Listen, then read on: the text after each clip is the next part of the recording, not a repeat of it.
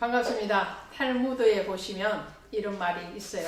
세상에서 가장 현명한 사람은 배우는 사람이요. 세상에서 가장 강한 사람은 자기를 이기는 사람이요.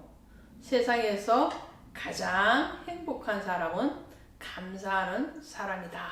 라는 말이 있어요. 마음에 와닿지 않나요? 마음에 와닿는 이 말씀이 오늘 우리의 삶에 적용되어지기를 간절히 원합니다. 정말 배우는 사람, 이 사람이 가장 현명한 사람입니다. 지혜로운 사람이죠. 그런 의미에서 바이블 스토리 산책 방송과 함께 매일 혹은 매주 설교를 통해서 또 강해를 통해서 맥잡기를 통해서 배우고 계시는 여러분들은 현명한 사람, 그것도 가장 현명한 사람입니다. 또 이 배움의 자리에 있다는 것은 어떠한 의미에서는 자기를 이기는 거죠. 게으름에서 이기는 것이고 안주하는 것에서 이기는 것이고 또 멈춤에서 이기는 것이 바로 이 배우는 것입니다. 그래서 배우는 데는 국경도 없고 또 나이도 없습니다. 그 사람의 마음의 자세가 어떻게 되어 있느냐에 따라서 배우는 사람이 될 수도 있고 그 배움을 거부하는 사람이 될 수도 있겠죠. 또 가장 행복한 사람은 감사하는 사람이라고 말씀을 드렸지 않습니까? 이 감사. 우리 기독교인들은 늘 감사를 달고 살면서도 실질적으로는 감사보다는 불평과 불만이 더 많을 때가 많죠.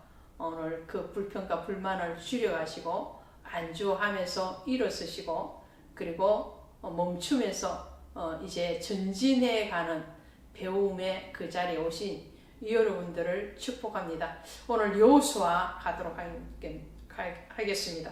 이 여호수아는 모세 오경이 끝나고 바로 시작하죠. 그러니까 모세가 르호보산에서 가나안 땅을 멀리 바라보고 마지막 생을 마감을 하고 모세의 뒤를 이어서 지도자로 등장하는 이 여호수아 이름을 그대로 적용해서 여호수아서가 되는 거예요. 이 여호수아라는 말은 여호와는 구원이시다 이런 뜻을 가지고 있어요. 그러니까 예수님의 이름과 같죠. 예수님의 이름의 뜻이 그가 저희 백성을 자기 죄에서 구원할 자이다 라는 뜻이잖아요. 예수님이 우리를 구원하시기 위해서 오신 것을 구약에서 롤 모델로 보여준 대표적인 사람이 바로 이 여호수아라고 할 수 있어요. 여호수아는 출애굽기 17장에서 아말렉 전투일 때에 처음 등장을 하죠.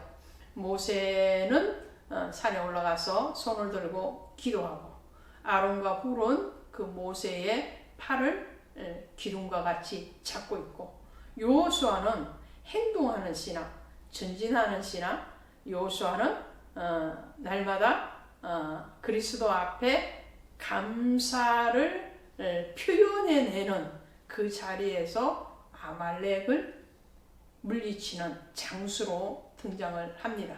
그 아말렉이 바로 이스라엘의 영원한 땅이었던 그 가나안 땅에 머물고 있는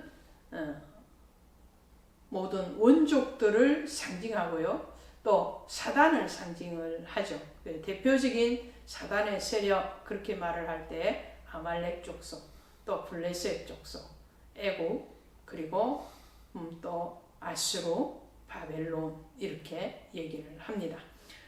이 여호수아는 야훼께서 구원하시다 이런 뜻을 가지고 있는 책명에 합당하게 하나님이 여호수아를 통해서 가나안을 들어가게 하시고 그 가나안에 있는 아모리 족속을 비롯한 7족을 물리쳐시고 이스라엘을 그 땅에 정착을 시킵니다. 그래서 여호수아서를 보시면 두 단락으로 나누어져요. 첫 번째 단락은 단락 부분이라 할 수 있죠. 단락은 1장부터 쭉 가시면 이스라엘 백성들이 12장까지 가나안 땅에 들어가서 정복 전쟁이 일어나요. 그래서 12장까지를 정복 전쟁이라고 합니다. 전쟁에 대해서 기록을 하고 있어요. 그리고 13장부터 요수아가 24장까지 있는데 13장부터 이제 땅이 분배하고 그리고 그 땅에 정착한 이스라엘 백성들에 대해서 말씀을 해요. 그러니까 가나안 땅의 정착과 분배에 대해서 얘기해요. 땅을 12지파가 나누어 갖게 되죠. 그러니까 요수아를 쓴 목적, 그렇죠? 기록 목적이라 할 수 있겠죠. 기록 목적은 하나님의 약속의 성취를 말을 하고 있어요. 하나님의 약속이 뭐였던가요? 아브라함을 통해서 하나님이 수차례 약속하고 그리고 그의 후손인 이삭, 야곱 그리고 모세를 통해서 수없이 약속한 것이 뭐냐면 땅이었어요. 땅. 내가 너희를 이게 땅을 주리라 하는 거죠. 그래서 하나님의 약속의 성취. 이 약속은 뭐죠?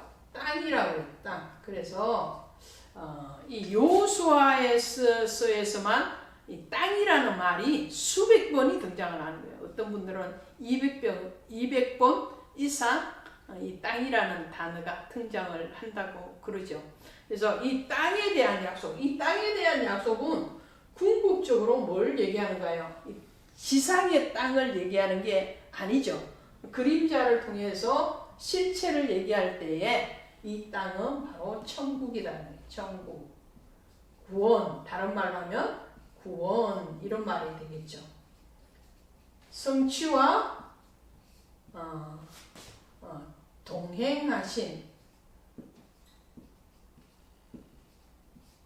하나님이 택한 이스라엘 백성들과 늘 동행한다. 너희가 전쟁을 할 때도 그 전쟁이 너희의 전쟁이 아니라 하나님이 하시는 전쟁이다라는 거죠.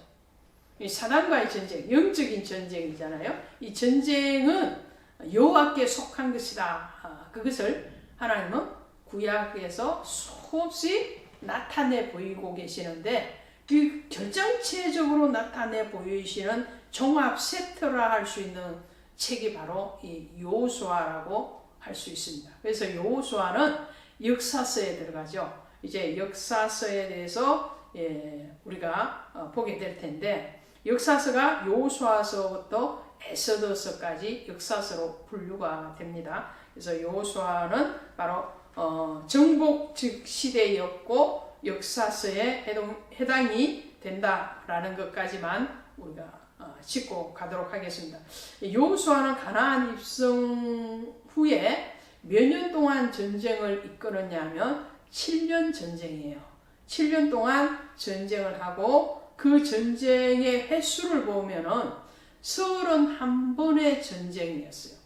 31번의 전쟁 중에서 30번을 승리합니다. 그리고 단 한 번 패배를 하게 되는데 그 패배의 전투가 어디일까요? 물음표를 여러분에게 던집니다.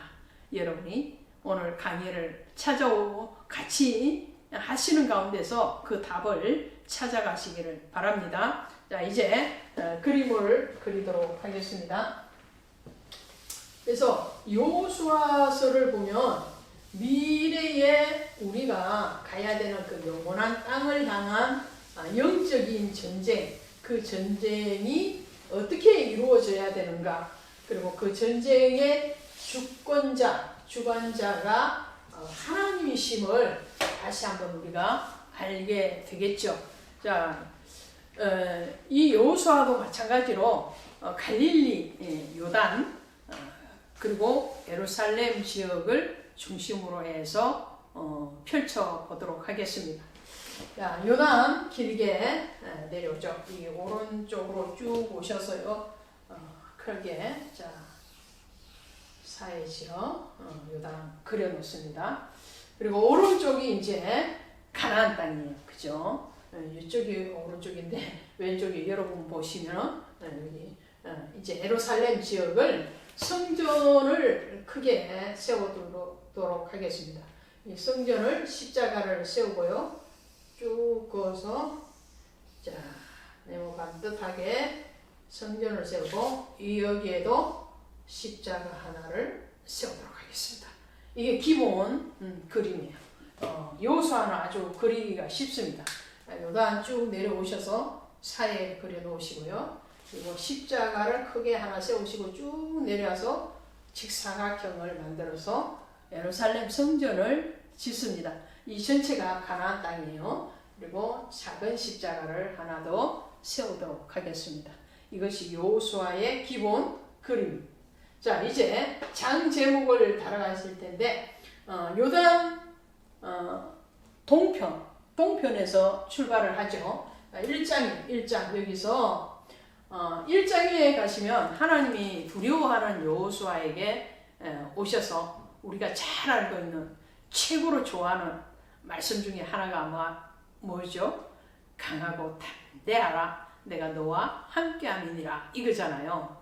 사도행전 1장 8절에서 오직 성령이 너에게 임하면 너희가 권능을 받고 예루살렘과 유대와 사마리아와 땅끝까지 이르러 내 복음의 증인이 되리라. 이 말씀은 굉장히 우리 좋아요.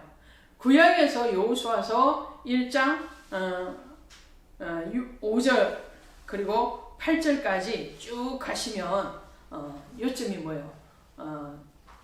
두려워하지 말라. 내가 너와 함께함이니라. 내가 어디로 가든지 형통하리라. 이 말씀이잖아요. 이 말씀을 하나님 여호수아에게 주시고 여호수아를 비롯해서 이스라엘의 지도자를 중심으로 해서 가나안 땅에 들어갈 준비를 합니다. 그래서 강하고 담대하라.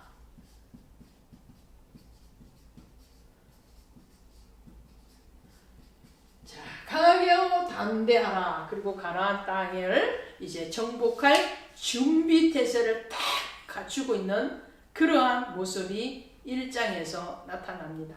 자, 2장에서 가시면, 자, 2장 여기 밑으로 오시면 가나안 땅을 정탐하러 정탐꾼들을 여리고성으로 들여보내죠.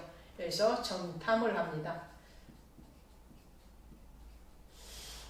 지난번 우리가 지나왔던 민수기에서 정탐이 일어났었죠. 민수기 13장, 그죠? 정탐이 일어났는데, 여기서도 그때와 또 다른 정탐을 해요. 그런 정탐꾼들 중에 한 사람이, 바로, 나중에, 여리고성의 기생 라합과 결혼하는 살몬이 되죠. 그 얘기를 우리는 알고 있습니다. 자, 그래서 정탐을 하고 여기에서 기생 라합이 이 정탐꾼들을 3대 속에 숨겨두는 사건이 일어납니다. 근데 마태복음 1장에 가시면 예수님의 족보에 등장하는 여인 중에 한 사람이 이 기생 라합이 되거든요. 근데 기생 라합이 마태복음 1장에서 기록할 때 이렇게 말을 하잖아요. 살몬은 라합에게서 보아스를 낳고, 여기 살몬이 등장을 하죠. 이 살몬이 바로 정탐꾼 중에 한 사람이었다라는 거죠. 그리고 이 라합이 등장을 하게 되는데, 그러면 라합의 신앙이 어떤 신앙이었기에 이 가나안 여인임에도 불구하고 이방인임에도 불구하고 예수님의 조상이 될 수 있었을까라는 거예요. 기생 라합의 신앙은 하나님의 소문을 듣고도 그것을 확실하게 믿는 신앙이었어요. 믿음은 들음에서 나는데 기생 라합은 그 들음을 흘러보내지 않았어요. 믿었다라는 거예요. 믿는데 얼마만큼 믿느냐? 확실하게 믿어요. 그래서 상천하지의 하나님 이렇게 말을 하잖아요. 그러면서 이 정탐꾼들을 숨겨주면서 촉권을 내걸었어요. 촉권 내걸은 게 뭐였죠? 나와 내게 속한 가족들을 다 구원할 정표를 내라 이런 거였잖아요. 창세기 38장에 나왔었죠. 유다와 다말의 사건인데 그 다말도 시아버지와 동침을 하면서 내게 정표를 달라고 그러죠. 그래서 도장과 끈과 지팡이를 받아들이잖아요. 그것 때문에 나중에 이 시아버지의 호출에서 당당할 수 있었을 뿐만 아니라 예수 그리스도의 족보에 드는 그러한 여인이 됩니다. 자, 핵심 포인트가 뭔가요? 우리 출생이 중요하지 않아요. 우리의 과거의 신앙이 중요하지 않아요. 지금 현재 오늘 우리의 신앙이 얼마만큼 견고한가라는 것이 중요하다라는 거죠. 이 견고함이 끝까지 믿음은 언제까지 가지고 가느냐? 천국 가는 날까지 가. 그 순간까지. 그것이 바로 기생 라합의 신앙을 통해서 우리는 볼 수 있어요. 자, 3장 요단입니다. 그래서 요단을 건너요. 요단 건너이죠. 요단을 도하, 이 말을 우리는 도하 이렇게 강을 건넌다 이런 도하 이렇게 요단 도하를 이런. 4장은 이제 이 강을 건넜겠죠. 요단강을 넘실거리는 요단강을 어떻게 건너나요? 법궤를 맨 제사장들의 발바닥이 요단물에 닿았을 때, 바닥에 닿았을 때 요단물이 양쪽으로 쫙 벽을 이루죠. 마치 홍해가 갈라지는 것처럼. 그리고 마른 땅같이 건너는 거예요. 항상 말씀이 먼저예요. 내가 먼저 가는 게 아니고 말씀이 먼저. 그리고 그 말씀의 십자가를 진 사명자들이 먼저 가는 거죠. 그렇게 해서 요단을 건너서 요단을 건넌 그 첫 땅이 어디냐면 길갈이에요. 길갈. 자, 이 길갈에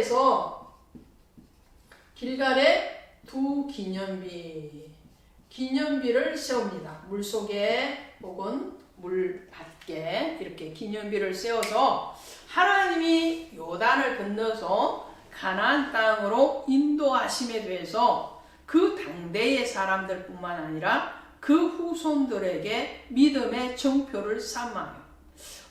오늘 이것이 우리의 신앙이 우리 당대로만 멈추지 말아야 된다라는 것을 다시 한번 확인하고 있는 거예요.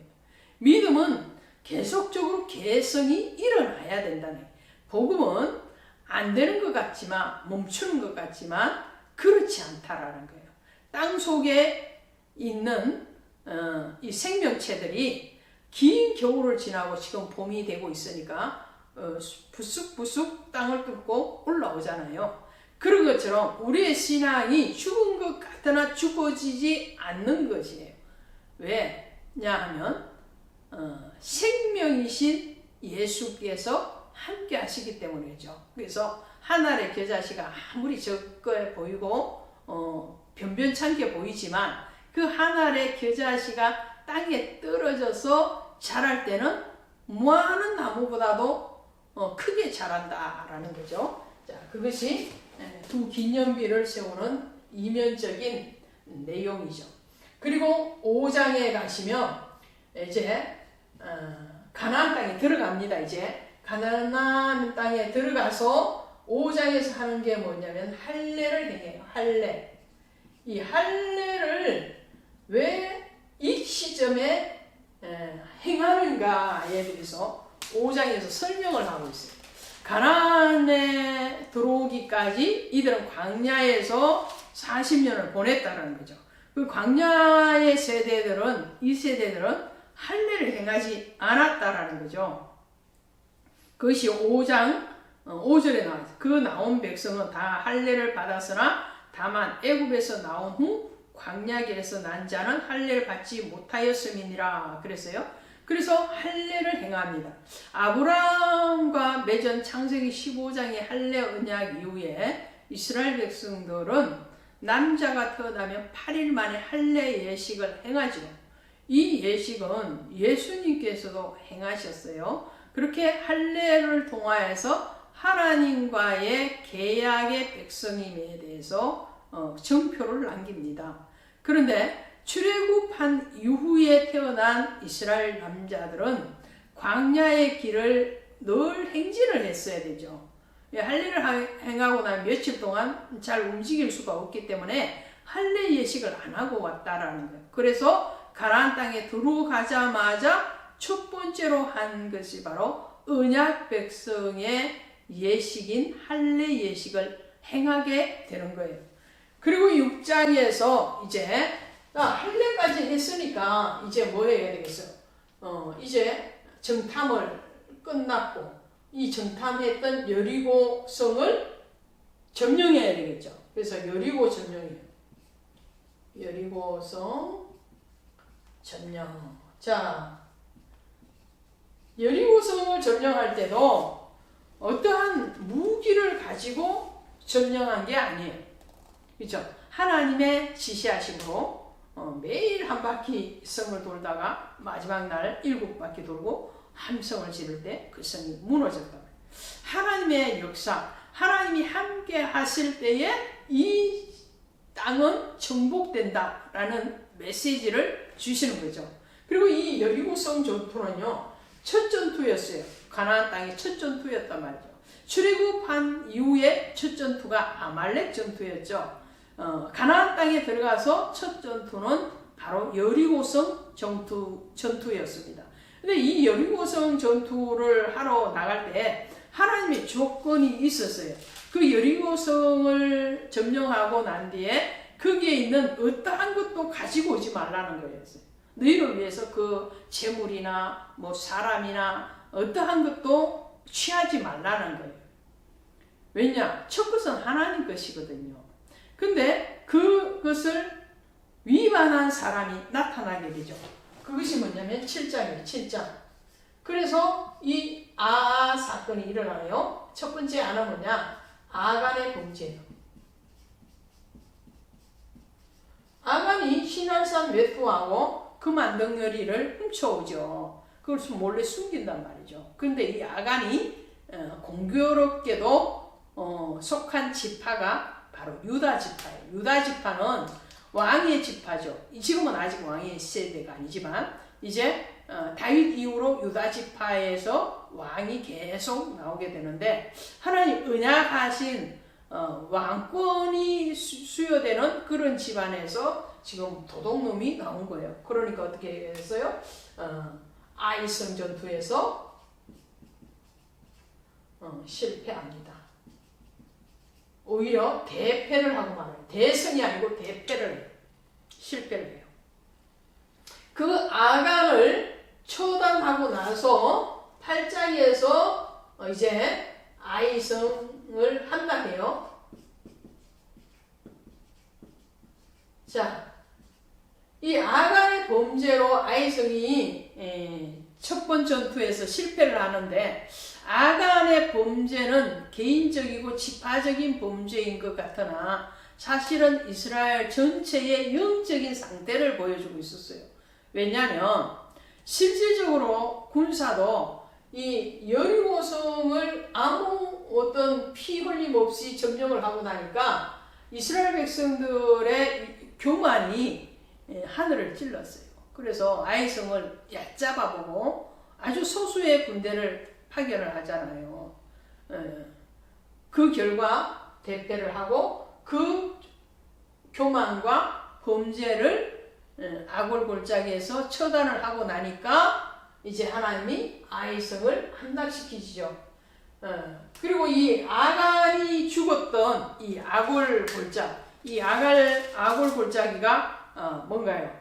바로 괴로움 이런 뜻을 가지고 있죠. 이 괴로움을 뜻을 가지고 있는 이 아골골짜기를 이사야서 65장 10절에 가니까 소망의 문을 삼아 주리라. 또 호세아서 2장 15절에도 아골은 활로는 떴는데 아골 골짜기로 소망의 문을 삼아 주리라 이렇게 말해요. 그러면 이 아골 골짜기가 나중에 어딘가요? 바로 골고다가 되는 거죠. 예수 그리스도. 우리의 모든 죄를 짊어지시고 그리고 친히 괴로움을 당하시고 수치를 당하셔서 우리를 구원해서 영원한 소망의 문이 되신 그것을 상징을 합니다. 자, 9장에 가시면 여호수아와 기브온이 우호조약을 맺어요. 기브온 족속이죠. 우호조약. 자, 기브온이 속임수를 합니다. 사실은 기브온 족속도 가나안의 원족 중에 한 족속이죠. 그런데 멀리서 온 것처럼 위장을 하고 그것을 하나님 앞에 묻지 아니한 여호수아가 기브온 족속들과 화친 조약을 맺는 것이 9장에 일어나요. 하나님과의 이름으로 화친을 맺었어요. 자신의 어리석음으로 화친을 맺었지만 그렇다고 해서 그 계약을 위배하지 않습니다. 이것이 창세기 34장의 디나 사건과의 차이점이에요. 디나 사건에서는 하나님의 생명의 언약인 할례 언약을 불의한 도구로 사용을 하죠. 그런데 오늘 기본 우호 조약에서는 여호수아가 비록 하나님 앞에 묻지 않는 성급한 우호 조약을 했음에도 불구하고 그리고 나중에 이 기브온 족속들이 바로 가나안 족속이라는 것이 밝혀졌음에도 불구하고 그 조약을 파기하지 않습니다. 오히려 기브온 족속들이 위기에 처했을 때에 그 위기를 구원해주는 그런 의를 발휘하게 되죠.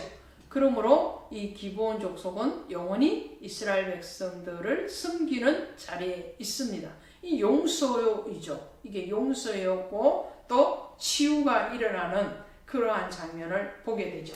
이 10장에서 오히려 기브온 족속을 구원해 줍니다. 구원해 줄 뿐만 아니라 남쪽에 대한 모든 족속들을 정복해요. 그래서 남쪽 정복. 자, 11장 여기가 남쪽이면 여기는 북쪽이겠죠. 그래서 북쪽 정복이에요. 북쪽 정복. 그래서 남북을 다 정복을 했어요. 그래서 12장에 가시면 정복 요약. 땅을 어떻게 정복했는가에 대해서 다시 한번 설명을 하고 있습니다. 자, 그리고 13장에 이제 오시면 13장에서는 여기입니다. 요단 동편이죠. 동편. 그죠? 이쪽이 가나안 지역이 요단을 중심으로 하면 수편이라고 그러죠. 이 동편. 그래서 동편 땅 분배에 대해서 얘기합니다. 땅을 분배해줘요. 누구에게요? 루벤 지파, 그리고 시몬 지파, 므낫세 반 지파, 2분의 1 지파 애들에게 땅 분배가 일어난 사건을 기록합니다. 그리고 14장 이쪽에 오시면 14장에 갈렙이 저 산지를 내게 주소서 아주 유명한 그런 말을 하는 것이 14장이에요. 이때 갈렙은 말을 해요. 내가 하나님 앞에 부름받고 가나안 땅을 정탐할 때 내 나이가 85세였는데 그때나 지금이나 어때요? 똑같다. 지금 85세지만 현재가 85세지만 그때나 지금이나 나는 여전히 강건하다 이런 말을 하죠. 자, 이 말씀이 14장 10절에 있어요. 이제 보소서 여호와께서 이 말씀을 모세에게 이르신 때로부터 이스라엘 광야에서 방황한 이 45년 동안을 여호와께서 말씀하신 대로 나를 생존하게 하셨나이다. 오늘 내가 85세로 돼. 45년 전에 40년 전에 가나안 땅을 정복할 때나 45년이 지나고 지금 85세일 때나 그때의 그 사랑, 그 헌신에 대한 마음은 여전히 똑같다는 거예요. 내 마음은 아직도 청춘이고 내 몸도 강건하니까 정복되어지지 않는 그 땅을 내게 주시면 내가 평화를 선포하겠습니다. 실질적으로 이 갈렙이 얻은 헤브론 땅이죠. 헤브론 아주 유명한 지역이죠. 이 헤브론은 연합, 동맹이라는 뜻을 가지고 있고 이 헤브론 지역이 어디냐면 바로 창세기 23장에 나오는 마물의 숲의 막벨라 굴과 같죠. 그리고 이 헤브론 지역에서 나중에 다윗이 이스라엘의 왕으로 등극을 하기도 합니다. 자, 그 헤브론 지역이 정복되어지지 못했는데 갈렙이 그 땅을 분배받고 난 뒤에 그 땅에 있는 아낙 자손들을 다 몰아냅니다. 그리고 그 땅에 평화가 선포되어지죠. 믿음의 기백이 있는 사람이 사단을 내어 쫓기도 하고 정복하기도 합니다. 자, 그 다음에 15장. 15장 이쪽 십자가로 오셔서요. 15장에 가시면 유다 지파에 대해서 얘기합니다. 유다 지파의 땅 분배에 대한. 자, 16장은 누구냐면 에브라임 지파예요. 에브라임 지파는 누구죠? 바로 요셉의 아들이죠. 에브라임 지파가 장자권을 받죠. 그래서 에브라임 지파가 먼저 나와요. 그리고 17장에 가시면 므낫세 지파예요. 자, 중요한 지파만을 지금 한 장씩 할애를 합니다. 15장 유다, 16 에브라임, 17 므낫세. 자, 18장 이쪽 십자가 밑으로 오셔서 베냐민 지파. 자, 나중에 930년에 북이스라엘과 남유다로 땅이 분단이 될 때에 베냐민과 유다 지파는 남쪽에 속하고요. 에브라임과 므낫셋을 비롯한 나머지 10지파들은 북쪽에 북왕국을 세우게 되죠. 자, 그 다음에 19장에 가시면 그 외 지파에 대해서 쭉 얘기합니다. 자, 그리고 이것을 다 이제 하나로 묶어요. 쭉 하나로 원을 그립니다. 이스라엘. 이게 다 가나안 땅이에요. 가나안 땅.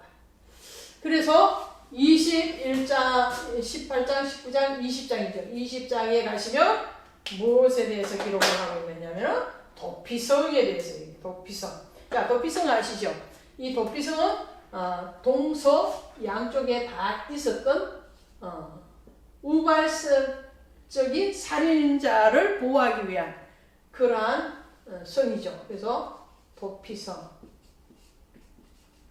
자, 이 도피성은 누가 관리를 하느냐면 레위 지파죠. 그래서 레위 지파에 대해서 얘기합니다. 도피성을 비롯한 48성읍을 레위 지파에게 떼어서 분할을 해줍니다. 그리고 이스라엘 전역에서 레위 지파를 중심으로 말씀과 예배가 이루어지게 하죠. 하나님의 이 통치하심은 결국은 하나님의 이 주권은 예배를 통해서 또 하나님의 말씀을 통해서 증거된다는 것을 말씀을 하고 있어요. 자, 22장에 가시면 이쪽으로 오셔서 동서화입니다.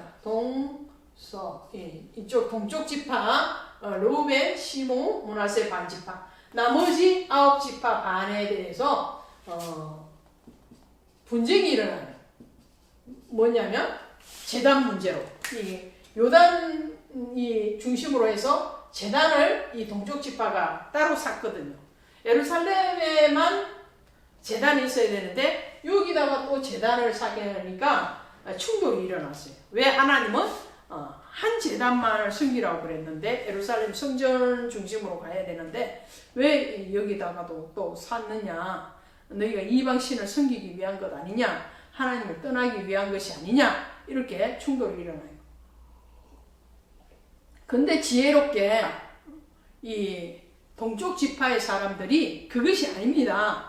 그것이 아니고 우리는 우리의 믿음이 우리의 자손들에게 그대로 증거되기 위해서 기념비적으로 세운 것이고, 또 하나 나중에 역사가 흘러서 가나안에 정착한 세대들의 시대가 지나고 그 다음 세대에 갔을 때에 9지파 반의 자손들이 우리 2지파 반의 자손들과 이질감이 생기고 우리는 다른 민족이다 이렇게 말을 할까봐 두려워서 우리는 그것을 기록하고 있을 뿐입니다. 이렇게 말을 하죠. 그래서 화해가 일어나는 장면이 22장이에요.